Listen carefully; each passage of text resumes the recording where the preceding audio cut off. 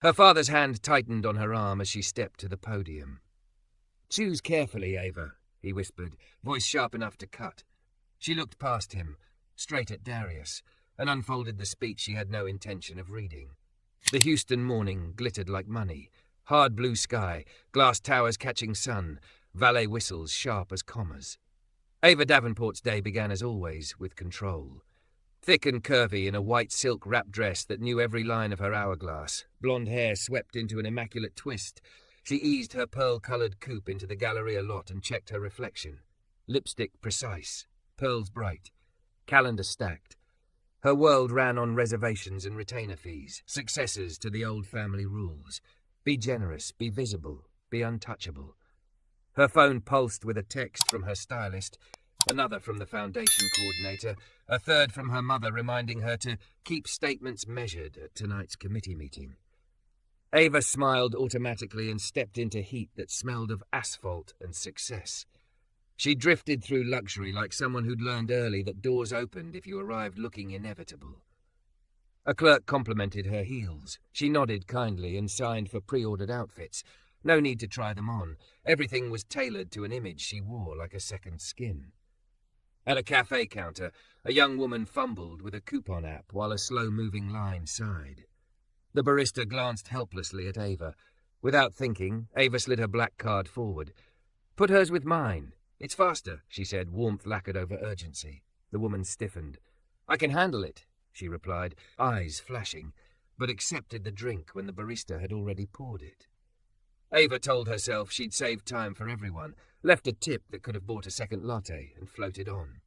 Control maintained. By noon the heat turned heavy, a hand on the back of the neck. Ava loaded garment bags into her trunk and pressed start. A grinding cough shook the car, a red light flared on the dash, and steam feathered from under the hood like a bad omen. Her pulse knocked at her throat. She tried again. The engine rattled and died with a final shudder, as if the car had decided her schedule no longer applied to physics. She sat stunned, the edges of her self-possession fraying. The committee would expect her at 2 to frame the optics for a redevelopment pledge. She called roadside assistance. A bright voice promised help within 2 hours.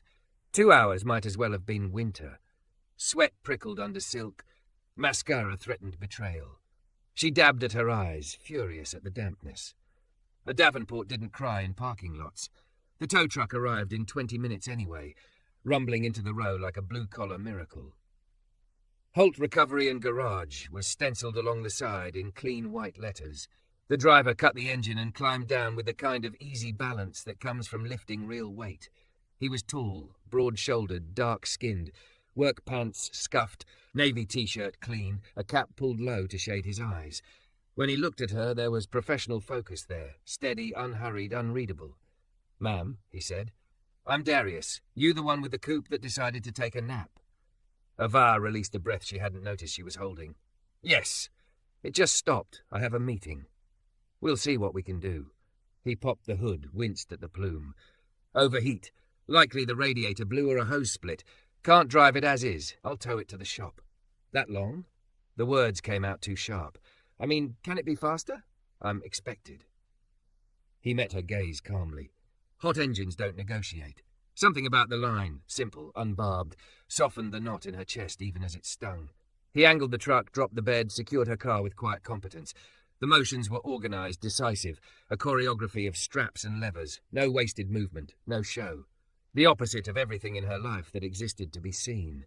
As he worked, a memory pricked her. The cafe counter, the black card offered like a bandage. Had he been there? The angle of his jaw looked familiar. Heat rose to her face again, but this time it had nothing to do with the sun. He finished and gestured toward the passenger door of the cab. "You riding to the shop or waiting here?" She looked at the shimmering lot, at the thickness of the air, at the time that bled like a cut. "With you," she said, and climbed up, careful of her dress. Inside, the truck smelled faintly of citrus cleaner and summer metal. A small photograph was clipped to the visor. A teenage girl in a graduation stole touching foreheads with a woman whose smile carried years of overtime. They merged into Westheimer traffic. Darius drove like someone who had mapped the invisible currents of the city in his bones. Steady in the flow, reading gaps, choosing lanes 2 lights ahead. No radio, no chatter. Her phone buzzed. She silenced it. Full name, he asked at a red. Ava Davenport. He nodded once. I'll text you the estimate after we diagnose. You local? River Oaks? A flicker, a small shift at the corner of his mouth that might have been amusement or might have been nothing. I'm from Acres Homes, he said. Lot of good mechanics out there. I'm sure, she said, and heard the brittle edge in her own voice. She wanted to sand it away and didn't know how. They passed a billboard for a charity gala she'd helped organise last year, a gold script promise of transformational change. Suddenly the font looked like costume jewellery. The silence in the cab grew thick, and Ava felt it press on places she'd never examined. Hey, she said, surprising herself, were you at the Aurora Cafe this morning? Darius kept his eyes on the road. I deliver batteries. I swing by there some mornings. Aye, she started and stopped. The apology she owed was a shape she didn't know how to hold. If you were, I'm sorry if I came off as efficient, he offered bland. Condescending. The words scraped. Sometimes I try to make things smoother and forget people aren't problems. He glanced at her then. Not long. Long enough for her to feel weighed and not found wanting. Apology accepted, he said. For what it's worth, the girl got her drink either way, but folks carry the way they're seen longer than a coffee lasts. Something opened in her chest. A small door she hadn't known was shut. They reached the shop. Low brick, wide bays, fans whirring the heat into manageable weather. A mutt lifted his head from a patch of shade and thumped his tail. Darius backed the truck like he'd parallel parked the building, lowered her coupe with tender efficiency, and waved a mechanic over. Tools clicked. Hoods rose, the air filled with the glamour of work. In the waiting area, a box fan moved the scent of oil and old magazines. Ava perched on a plastic chair, pearls flashing incongruous in fluorescent light, and texted the committee that car trouble had caused a delay. Replies arrived. Sympathetic, measured, freighted. Her mother, send a family driver. Her father, call Patterson's concierge service. The messages sounded like padded rooms. Darius approached with a clipboard. It's the radiator, he said. Cracked along the seam. We'll need to replace it and flush the system. Parts come this afternoon if the distributor loves us. Could be ready by tomorrow. Might be day after. Tomorrow, she repeated, tasting the unfamiliar spice of a plan she couldn't force into compliance. Could I rent a car nearby? Sure, he said. There's a lot 2 blocks over. I can drop you. She looked up at him. Up close, the calm in his eyes wasn't indifference. It was ballast. He had the kind of steadiness money tried to buy and never quite managed. The kind you earned by showing up to hard things until they weren't scary anymore. Thank you, she said, for not treating me like I'm ridiculous. Everyone's ridiculous when their car dies, he said, deadpan. Then his mouth curved. Some people hide it better. She laughed, unexpected, bright. The fan rattled and the dog thumped approval like a drumbeat. Outside, Houston's heat swelled and settled, and for the first time that day, the temperature inside Ava dropped to something livable. On the drive to the rental lot, she studied the scuffed dash, the neatness of tools in the back, the way he signalled even when the lane was empty. Do you always rescue strangers? She asked lightly. Most days, he said. Some mornings the city eats cars for breakfast. And if the stranger is crying in a parking lot? He slanted her a look. Then I ask if they need a lift. The air went soft between them, charged with equal parts humour and something that made her pulse misstep. She should have let it pass. Instead, the words rose, reckless and new on her tongue. Or maybe a date, she said, voice barely above the hum of the engine. He didn't answer right away. A green arrow blinked. He turned. In the glass of the rental office door, she caught their reflections, her polished silhouette, his easy strength, and saw with a small shock how right and impossible they looked side by side. Darius pulled to the curb and put the truck in park. Let's get you rolling, he said gently. We'll see about the rest. The rental agent handed over a compact sedan with a smile that pretended not to notice Ava's pearls or the way her silk dress clung to her hips in the heat. Darius lingered just long enough to make sure she knew the route back to the shop if the GPS failed, then touched the brim of his cap. Drive safe, River Oaks, he said. It should have sounded like a tease. It felt like a benediction. She arrived at the committee meeting 27 minutes late. cheeks cooled, heartbeat not quite. The boardroom smelled faintly of lemon polish and old confidence. A city skyline sprawled beyond the glass, indifferent. Slides glowed on the far wall, clean fonts, a palette of philanthropic blues. "And the partnership with Westlake College will position us for measurable outcomes," the coordinator was saying when Ava slipped into a chair. Eyes flicked toward her, then away, recalibrating to include her. "Questions?" the chair asked. Ava hadn't planned to speak. Not after being late, not after a morning that had unspooled her in front of a stranger. But Darius's line, "Hot engines don't negotiate," kept echoing, applying itself to things that weren't engines. She raised a hand. "Where do the trainees live?" she asked, steady. "What's the bus route from there to Westlake?" The coordinator blinked. "We didn't model transit specifics." "Childcare?" Ava pressed. "Evening sections, paid placements? If we don't meet people where they are, we're designing a syllabus for a dream, not a life." A rustle, a murmur of discomfort, of interest. The chair's mouth flattened. "We can add a task force."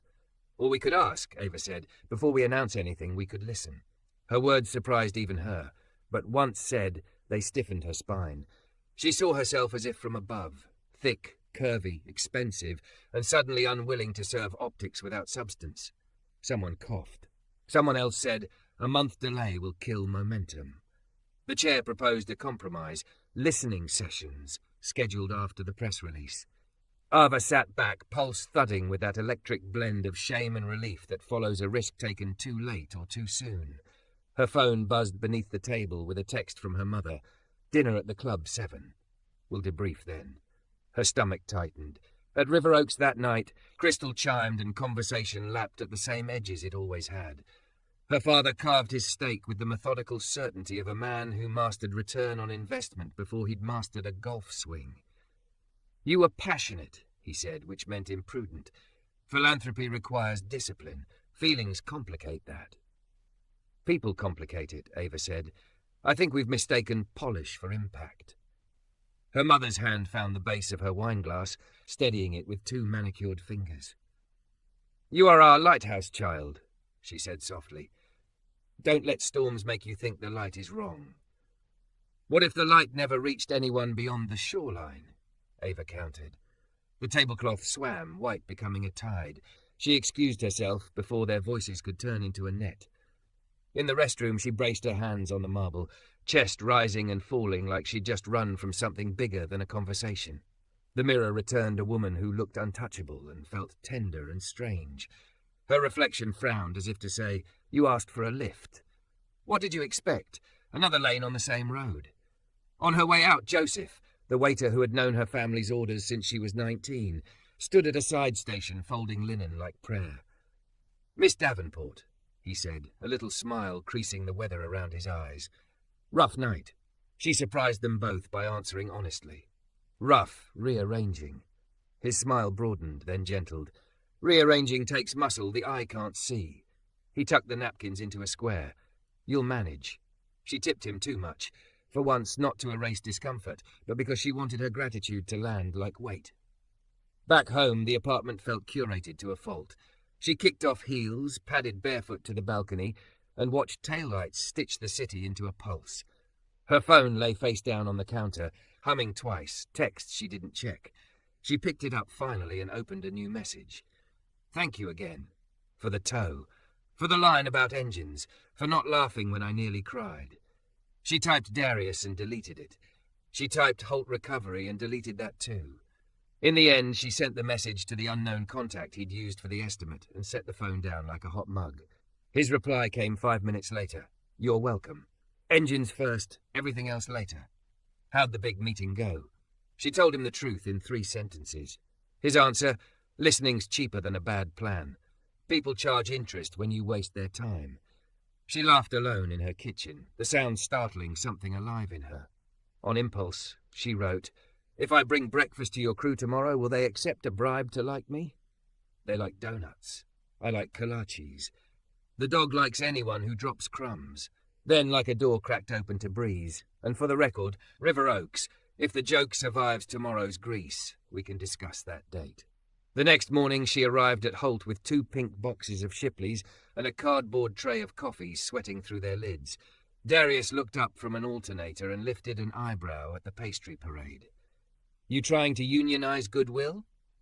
Bribery is a tax-deductible category where I'm from, she said, and the mechanics around them snorted. One of them, short, tattooed forearms, ring tan on his finger, held open the office door with a grateful "ma'am" that sounded like authentic relief rather than performative deference. The shop dog planted himself at Ava's feet and leaned his entire doghood against her calf. They ate on upside-down buckets, the kind of breakfast that tastes better because you're standing. Grease and sugar, laughter, a radio too low to intrude. Darius's hands were stained in the lines that soap resists. When he reached for a kolache, the tendons worked like bridge cables. Ava felt a tug in her stomach that had nothing to do with hunger. A girl in a UT hoodie arrived mid-morning and dropped a kiss on Darius's cheek. "Uncle, I got the email," she squealed, waving her phone. "Full ride. Mechanical engineering." Ava blinked. "You're—" "My niece, Bree," Darius supplied, pride smoothing his voice into a new texture. "She builds robots out of junk and makes them dance." Bree grinned at Ava. "You're the fancy lady who brings kolaches to atone." Ava put a hand to her chest. "Am I that obvious?" "Just honest," Bry said. "Auntie Tash says rich folks who are learning how to be decent are still rich folks learning. That counts for something." "Auntie Tash," Ava repeated silently, filing the name beside Joseph and the girl at the cafe and all the faces her life had drifted past like scenery through tinted glass. She wanted to meet each of them without that glass in the way. Darius's phone buzzed. He checked it and grimaced. "Battery jump over on South Post Oak," he told the crew. "Back in 20. Can you handle Miss Davenport's car when the part lands?" "We got her," the tattooed mechanic said, then tipped his chin at Ava. "You want to see what a cracked radiator looks like up close? It's ugly in a useful way." She followed him to the bay, and he showed her the seam split, the way pressure finds the weakest line and turns it into a lesson. "People are like that too," he said, almost to himself. "They break where they've been thin the longest. You thicken that place, they hold." Her throat tightened. What thickens a person? "Being seen," he said, "being needed, being told the truth." Her phone vibrated with a calendar alert, luncheon at the museum, name tags and murmurs. She silenced it. When Darius returned, sun in his shoulders, dust on his boots, she was waiting by the office with an expression she usually reserved for rare paintings she couldn't explain but wanted anyway. "I'm free after 3, she said, skipping over the shyness that wanted to make this hypothetical. "There's a diner a few blocks from here with pie that tastes like someone's grandmother still lives in the back room. Coffee, pie, conversation?" He tipped his head. "You asking me on a date in my work lot while I smell like coolant?" "I am," she said, heart in her mouth. The joke survived the grease. He considered, and in the considering she saw how he held his time. Both hands, no apologies. "Pie at 4, he said finally. "We talk like grown-ups, not like a rescue. Deal." Her car was ready by 2:15. The engine purred like a cat that had considered dying and decided to nap instead. She signed the invoice, left another obscene tip for the crew, and at 3, stood in her closet staring at her clothes as if they were a language she no longer trusted. She changed twice, settled on dark jeans and a black wrap top that honored her curves without announcing them, and slipped on flats that said, "I'm here to listen, not tower." At 3:58, she slid into a booth at the diner and folded her hands to keep from checking her reflection in the window. A waitress poured coffee without asking, and the mug warmed her fingers like a promise she hadn't known how to make to herself until now. The bell over the door chimed. Darius stepped in, clean shirt, the day's work still a rumour at his wrists. He saw her and smiled, not the polite curve from the lot, but something that started in his eyes and moved outward like a front of good weather. "River Oaks," he said, sliding into the seat across from her. "Engines first," she said, feeling her mouth answer his with a grin she hadn't rehearsed. "Everything else, now." The diner's Formica table had a cigarette burn shaped like a crescent moon. Darius traced it with a fingertip, while the waitress slid 2 slices of pecan pie between their elbows like a treaty. Ava watched the steam curl off the coffee and decided to tell the truth the way he always seemed to, without embroidery. "I don't know how to be this version of myself in daylight," she said. The one who asks questions that might make people I love uncomfortable. He cut a neat triangle from the pie and didn't rush his answer. Daylight's when the real work happens. Nights for thinking you've already changed. She laughed softly. Is that a shop proverb? It's an Acres Holmes proverb. He sipped, eyes on her over the rim. What are you afraid of losing? Approval, she said, the word landing like a dropped ring on tile.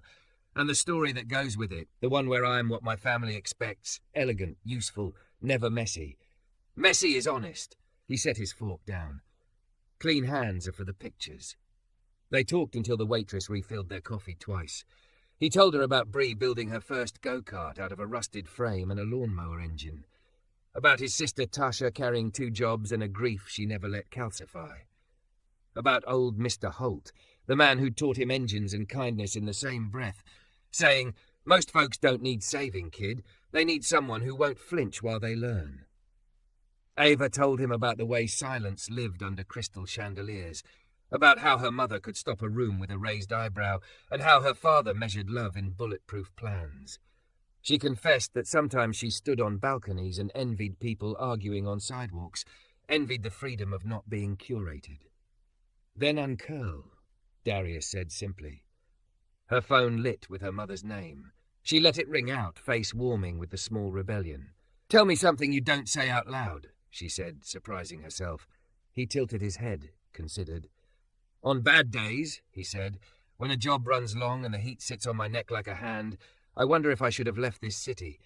Then somebody's stranded, an old woman in flip-flops with a trunk full of groceries, a guy late to his second shift, and I get them rolling. The doubt quiets. I don't need big. I need true. She felt that like a key turning in a lock. True, she repeated, tasting it. When the check came, she reached for it by habit. He put one finger on the paper. First date, we split, he said.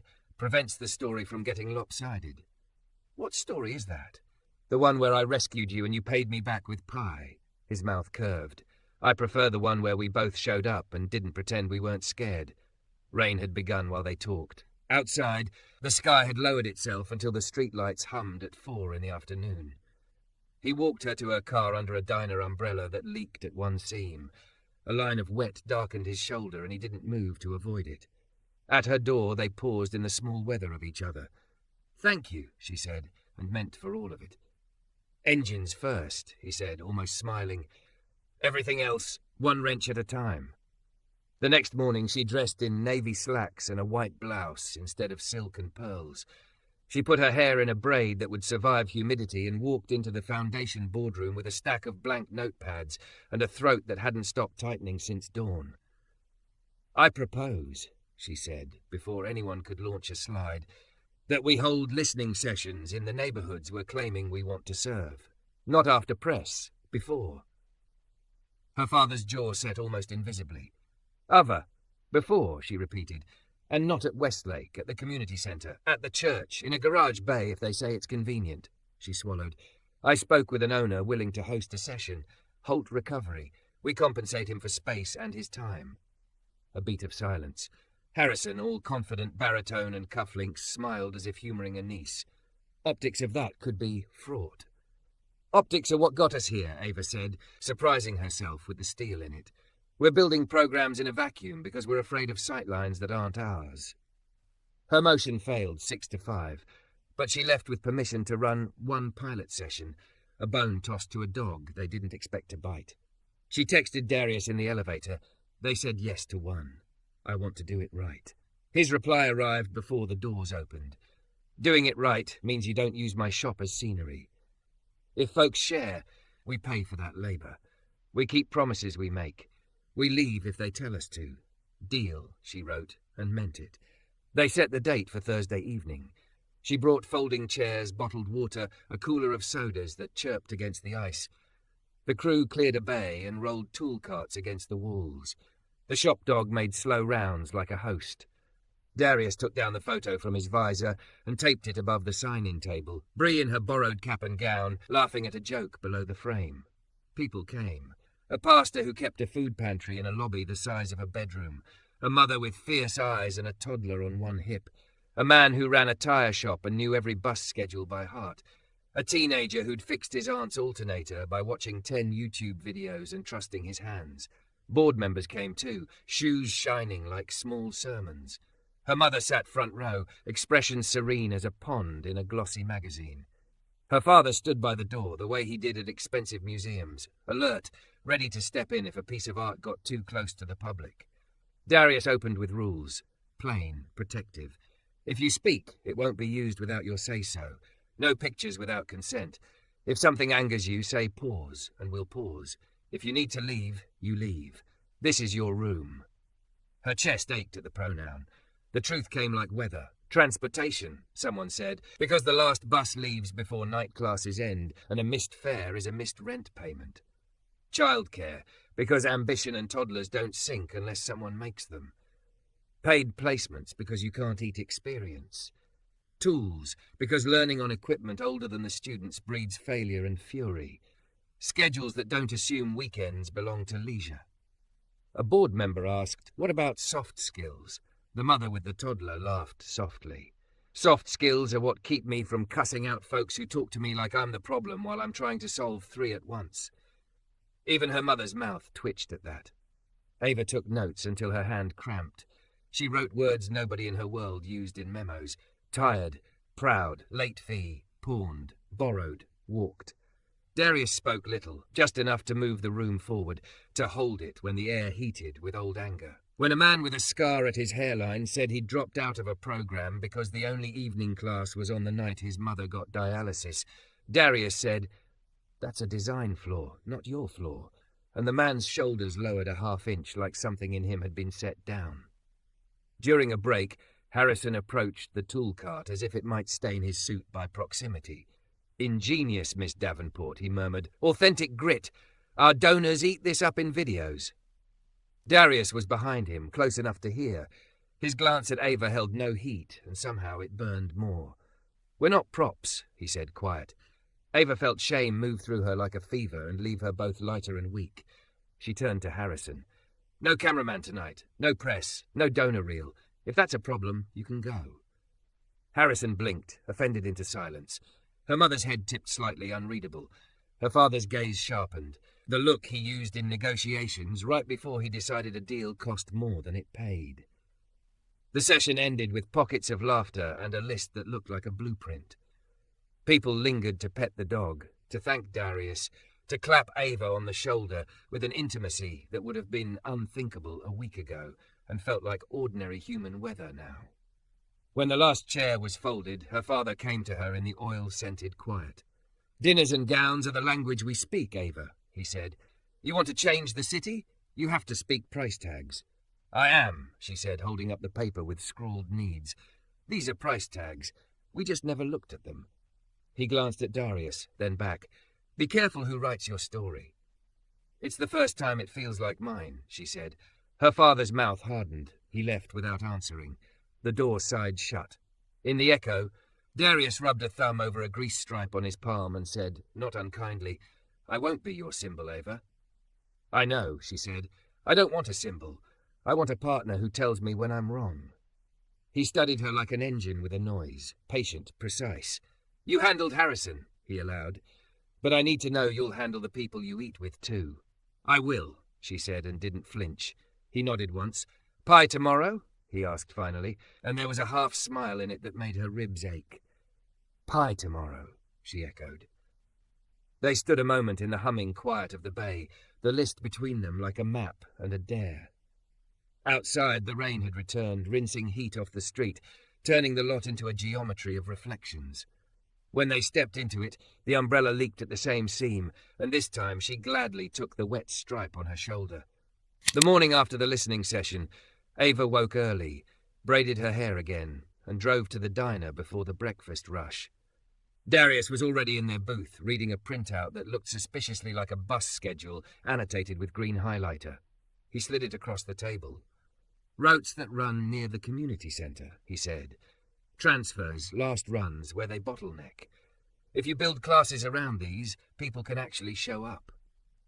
She traced the highlighted loops with a finger. "Childcare?" "Pastor Evans has a fellowship hall that sits empty most evenings," Darius said. 2 retired teachers already watch kids there on Sundays. Pay them. Make sure the toys don't look like donations from the 90s. Ava's smile crooked. Tools? I can get wholesalers to extend credit if the foundation guarantees it, he said. Starter kits locked to student IDs so they don't walk. Tool theft isn't a morality issue, it's a rent issue. Solve the rent and the tools stay. You just designed a program in 9 minutes. I designed the first week, he said. The rest you listen for. She closed the folder and looked at him, broad-shouldered in a clean tee, hands nicked where wrenches tell the truth. You'll stand with me when I take this to the board? I'll stand with the plan, he said. If your people try to turn me into a photo op, I'll walk. Deal, she said, and meant it in her bones. On Saturday, he texted an address and 2 words. Family cookout. She stood at her closet longer than she'd ever stood deciding a gala gown. In the end, she chose dark jeans and a soft green top that hugged her thick, curvy figure without apology. No pearls. A grocery store pie she didn't pretend she'd baked. Flats that wouldn't sink into grass. Tasha answered the door with a laugh in her eyes and a wooden spoon in her hand. You're the River Oaks girl who brought kolaches, she said, voice warm and testing. I'm Tasha. That's my good potato salad on the table and my no-nonsense on the stove. Come in. The backyard had the ache of summer. Smoke curling from a grill, kids wilding under a sprinkler, music from a Bluetooth speaker riding the heat. Bree ran up and threw her arms around Darius's middle, then grinned at Ava. You clean up nice, fancy lady. Ava lifted the pie like a passport. I come bearing a bribe. Put it by the peach cobbler, Tasha said, already turning back to her pots. We'll judge you accordingly. A circle of aunties installed Ava at a table and interrogated her with immaculate kindness. What do your people do? What are you willing to lose? Can you eat spice? Darius floated through the grill smoke, checking meat, bumping shoulders with cousins, soft with a dog at his heel. When he came to refill her tea, his fingers brushed her wrist and the touch felt like a switch clicked to a new setting. Joseph, the club waiter, arrived late, out of his tie and lighter by 10 years. Tasha's cousin, he said to Ava, catching her surprise. We crossed paths. She almost apologized for every time she'd sat at a table like a queen on a little throne and never wondered who set it. He saved her from the apology with a wink. You're here. Eat. As dusk cooled the yard, a text buzzed in her pocket. From the Foundation's PR, drafting press for Monday. Neighborhood voices turn the tide. Great visuals from the shop. Also that shot of the teen with the graduation cap is gold. We'll blur names for privacy. Ava's stomach dropped. Her thumbs flew. No shop photos. No minors. No announcement until we price out childcare's tools transit. We promised. The 3 dots pulsed. Then Richard approved. Messaging windows too good to miss. Heat climbed her throat. She walked to the side yard for air and dialed. Her father answered on the second ring. Sweetheart, I okayed the draft. We can't risk losing donor momentum. We risk losing our word, she said. You promised nothing would go out before we listened properly. We did listen. Your pilot satisfied that condition. That wasn't a condition. It was a beginning. Her voice wavered and she steadied it. Pull the release. If we lead with a story we haven't earned, we'll hurt the people we say we want to help. Silence.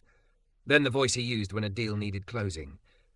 Ava, there are realities. Donors are writing checks this weekend because they believe we're decisive. Then teach them to believe in patience, she said. That isn't how philanthropy works. Maybe philanthropy has been working wrong. He exhaled, tired, frustrated. You've changed the tone of your participation beyond recognition. I've changed the purpose, she said softly. We will discuss this at the Heritage Gala, he said, and hung up. She stood in the twilight and felt the old architecture of her life shift, beams redistributing, hairline cracks finding daylight. Darius found her there, his grill tongs now a wand for simpler magic. Trouble? They want to use Bree's photo, she said. To sell a press release. His jaw tightened. No. I said no, she said quickly, but my father, I don't know if he heard me. I heard you, said another voice. Tasha and Bree were there, faces lit by the last flare of sun. Bree's hands were fists at her sides. Tasha's were still on her spoon, like she'd stir the sky if she had to. I won't let them, Ava said. I'll burn my welcome at the Foundation before I let them. Tasha studied her, then nodded once. Keep your promise. They returned to the yard. Someone started a line dance. Kids shrieked. A neighbour showed up with watermelon and gossip. Darius tugged Ava's hand into the slow river of bodies, and she learned which way to step by watching his shoulders. When the song ended, they swayed in the warm after music, closer than polite, and her laugh slid into his shirt like it belonged there. Later, on the front porch steps, they watched lightning bugs write their illiterate poems. "If this costs you your board seat," Darius said, "I can't give it back to you." "I don't want it if it costs me my word," she said. He nodded. After a while he said, "You fit here, you know." "I've never fit anywhere without being fitted. That's sewing. This is living." On Monday the press release went out anyway, titled "Softer, copy shaved of its worst sins, still wrong." Ava's phone lit like a switchboard. Congratulatory texts from donors, a polite excellent framing from the chair, a curt "proud of your leadership" from her mother that felt like a velvet rope. Bree sent a screenshot with a single word, "Seriously." Ava drove to the foundation. The lobby felt colder than usual, a temperature set for art rather than people. She went straight to the PR office and said, "Pull it. Replace it with an apology and a commitment to publish the program plan after the next 2 sessions." The PR director actually scoffed. "We can't apologize for celebrating engagement." "You can apologize for breaking promises," Ava said, "or I will." In the boardroom, she laid the bus routes, childcare costs, tool lists on the table like evidence. "We will reallocate," she said before anyone asked. 50% from awareness to stipends and support. Donor dinners down 20%. Paid placements up. No student works for free. The chair's smile-cut glass. "That isn't your call." "It will be," she said, and felt the tremor in her own voice steady as if the room itself had grabbed her elbow. "I resign as chair of events. I'm moving my personal contribution into a restricted fund. Transportation, childcare, tools. Anyone who wants optics can find them somewhere else." Her father's face didn't change, and the not changing was a storm. "Think, Ava." "I have," she said, and walked out with a braid of banner down her back. By dusk, the city had a new rumour. The Davenport girl had lost her shine. She ignored it and met Darius at the shop with sandwiches in a brown bag and eyes that had cried in a restroom and stopped in a parking lot. "You did it," he said, handing her a rag for her hands like she'd done labour and needed proof. "Not yet," she said, but I didn't lie. They ate sitting on the tailgate of a truck, sharing pickles in the kind of silence that makes room for a life. When the dog begged, Darius broke the crust and Ava laughed and gave up half her sandwich like surrendering kept her safe. At 9, her mother called. "Tomorrow at the Heritage Gala," she said, voice low. "Your father expects you to present the program as planned." "As we planned, or as the press release pretended?" Ava asked. "As agreed." "We did not agree." "Ava," her mother said, gentler than the words, "there is a difference between making waves and drowning." "Then come with me to the shore," Ava said, and surprised herself into meaning it. "You're asking me to choose between your father and your fury. I'm asking you to choose the truth. Silence long enough to hear the hum of the shop lights." "Wear the blue," her mother said finally, evasive as perfumed smoke. "It photographs well." The next evening, Crystal threw stars around the ballroom, and the city's money arrived in black tie and comfortable righteousness. Ava's blue gown held her curves like a promise she made to herself. Sexy because it didn't apologize, elegant because it didn't beg. Donors rose to hug air near her cheek. The chair put a speech in her hand, a hymn to momentum. Her father kissed her temple. "Let's bring them home," he murmured. Across the room by a pillar, a handful of shop shirts looked like a protest in a sea of velvet. Darius, Tasha, Bree, Joseph in his own suit for once. They didn't wave. They simply stood, anchors in a gleaming hall. The MC called her name. Applause swelled. Ava climbed the steps, the speech heavy and wrong in her palm, the chandelier above a constellation of expectations. She reached the podium. The microphone caught her breath. She found Darius's eyes. He nodded once, barely. She folded the paper, lifted her head. "Good evening," she said. "Before we celebrate, I need to tell you the truth." "The truth is we broke a promise," Ava said. The ballroom stilled. A clink of glass died mid-air. Under the chandelier's starburst, her blue gown held her the way resolve holds a spine. "We said we'd listen before we announced anything," she continued, voice steady enough to surprise even herself. "We didn't. A release went out today with photographs and phrases none of us earned. I'm here to rescind it. A murmur rose, confusion braided with offence. Somewhere, a donor cleared his throat like a gavel. The MC shifted his weight. The chair of the board smiled a winter smile. Ava didn't look at them. She looked at the list in her hand. Bus routes, late fees, tool deposits, a childcare rate circled twice. Here are the needs people named in their own words. Transit that matches class times. Paid placement so no one works for free. Childcare that dignifies the work of raising a child. Tools that aren't fossils. We can fund this. Tonight. She set the paper flat on the podium. I've moved my entire contribution this year into a restricted fund for these 4 categories.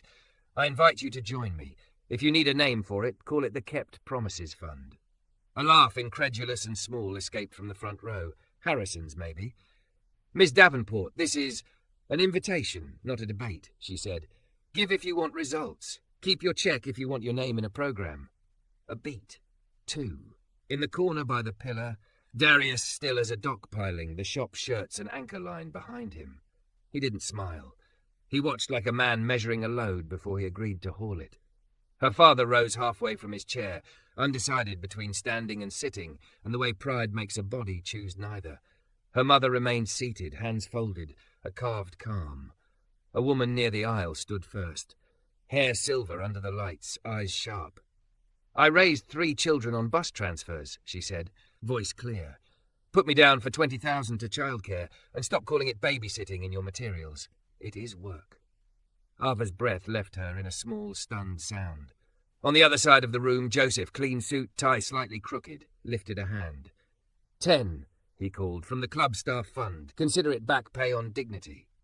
Someone laughed for real then, and the sound turned the air warmer. A young couple pledged stipends for 6 apprentices.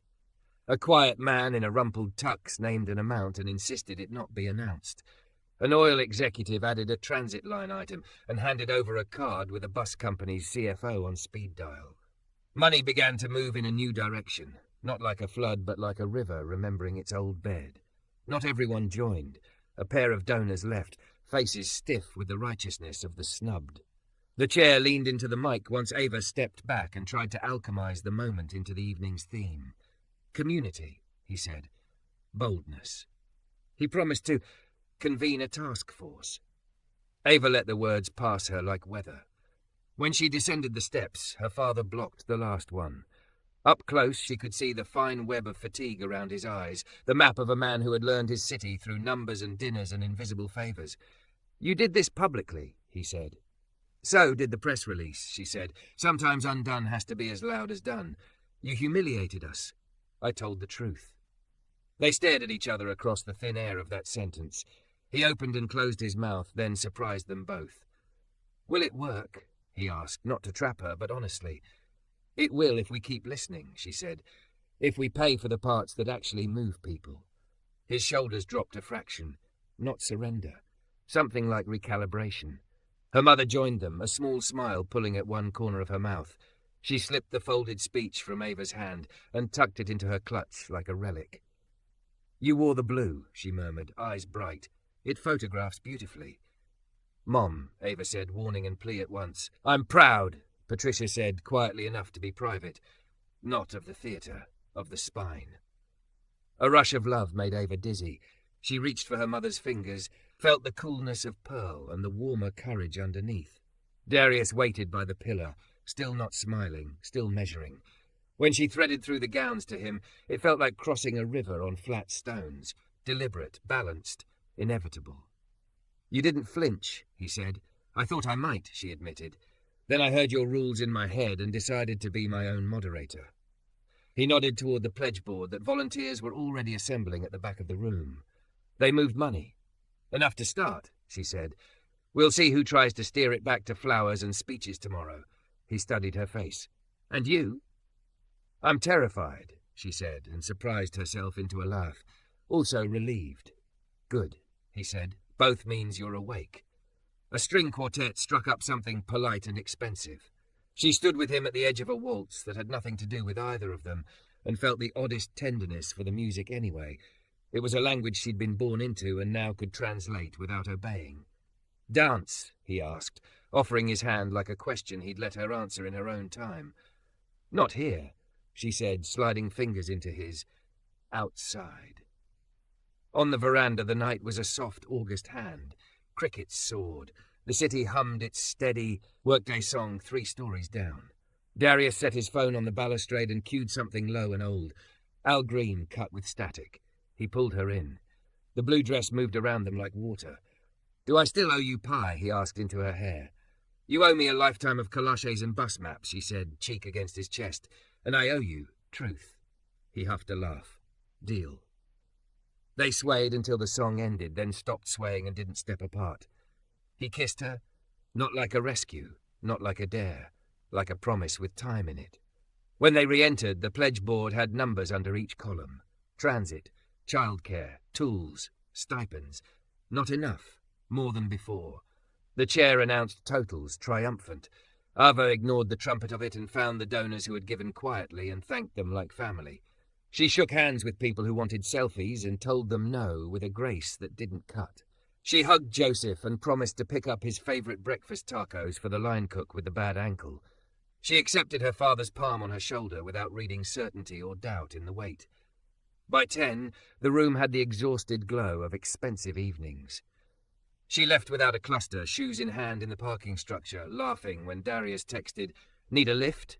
She typed back, "Maybe a date." He replied, "Same truck, new rules." He picked her up at the curb. He had changed from shop tee to a white button-down that made his shoulders look like a place to put things you didn't want to carry alone. The truck smelled faintly of her, spiced perfume in the cloth from some day she'd ridden there frightened and bright. "Where to?" he asked. "Nowhere," she said. "Everywhere. Drive." He did. Down Allen Parkway along the bayou where lamps wrote cursive on the water. Past the mural of a woman's face 8 stories high. Past the warehouse lots where someone had thrown a party and strung the fence with lights. They said little. She leaned her head against the glass and watched her city go by like a patient she'd finally decided to know by more than a chart. "You can crash at my place," he said at last, casual as a tossed socket. "I'll take the couch. Your folks will cool to room temperature faster if you don't show up tonight." "I'm not hiding," she said. "Didn't say you were. Said you could rest." The word landed with a shock of sweetness. "Yes," she said. "Please." Tasha had left a porch light and a note on the counter in a script that could have been a recipe. "There's stew. There's cornbread. There's a spare toothbrush in the drawer. There's family if you want it, and the freedom to leave if you don't." Ava ate with the appetite of someone whose adrenaline had finally decamped.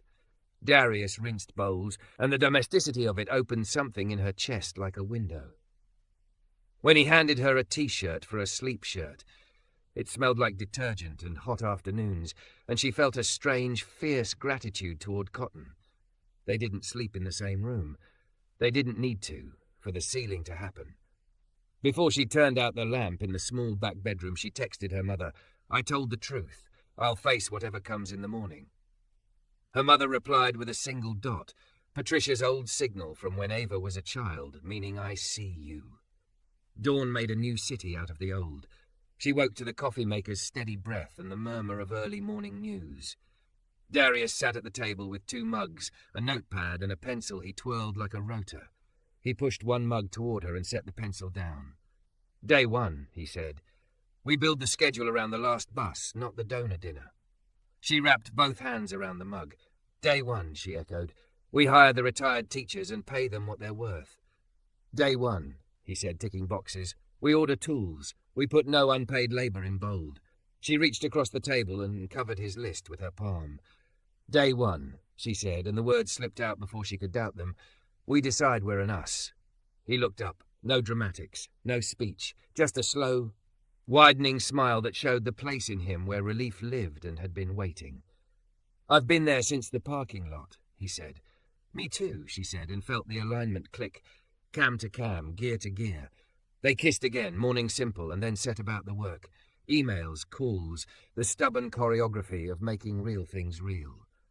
At noon, Bree barreled in with textbooks and a complaint about a professor that ended in triumph.